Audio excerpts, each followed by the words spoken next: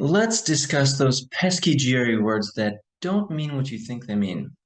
Or at least they have a second meaning that, let's face it, is going to be the meaning that you need to know on test day.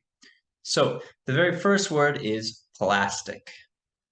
Plastic, obviously, we know it's like, plastic, like a plastic cup or something. But in the GRE, it means something that is malleable, something that can be formed, okay? And the way you can remember that is, well, you've probably heard of brain plasticity. It means the ability that the brain has to continue to change and learn things. So the plastic in that word, brain plasticity and plasticity, actually refers to being malleable. So the second meaning as well, it could also mean like if your personality is plastic, You're kind of plastic. it means that you're kind of fake.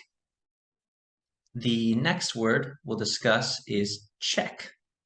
So obviously you know that check means to like verify something, but there is another meaning, an older meaning, and it means to impede something, to prevent it from happening. And you can think of like in the US government, there are three branches, and each branch has a check on the other, which means it can prevent the other from taking full power. The etymology of the word actually comes from chess.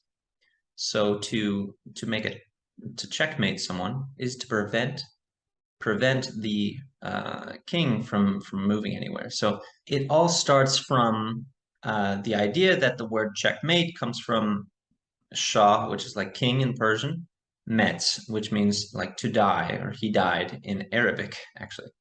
So the Shah is the word check, all right, and check over time basically meant that like the king has lost its ability to move to somewhere, or it needs to get out of the way. You're impeding the king, okay?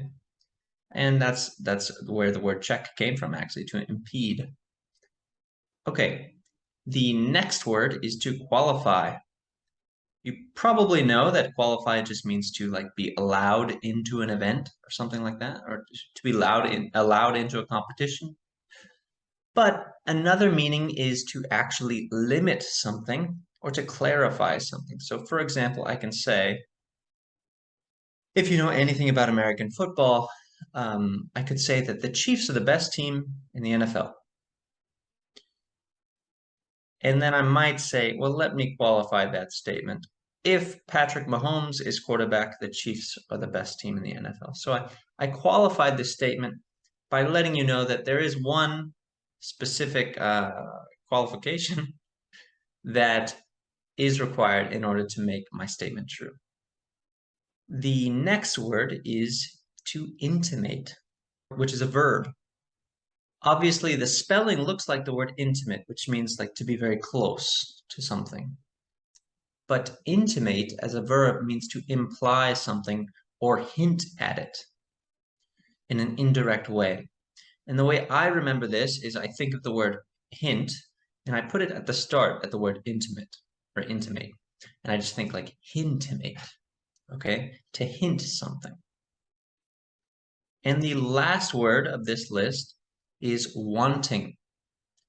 Wanting doesn't actually mean you desire something, but it means you lack something. And really, to be honest, if you lack something, you probably desire the thing that you lack. So it's kind of an easy way to remember the word. Wanting means to be lacking something.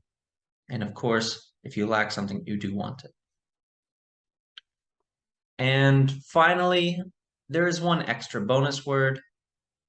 If you didn't know, the word achievable, in addition to just meaning something that is possible to do, is a test prep company. And it is actually the test prep company that I have written the GRE course for.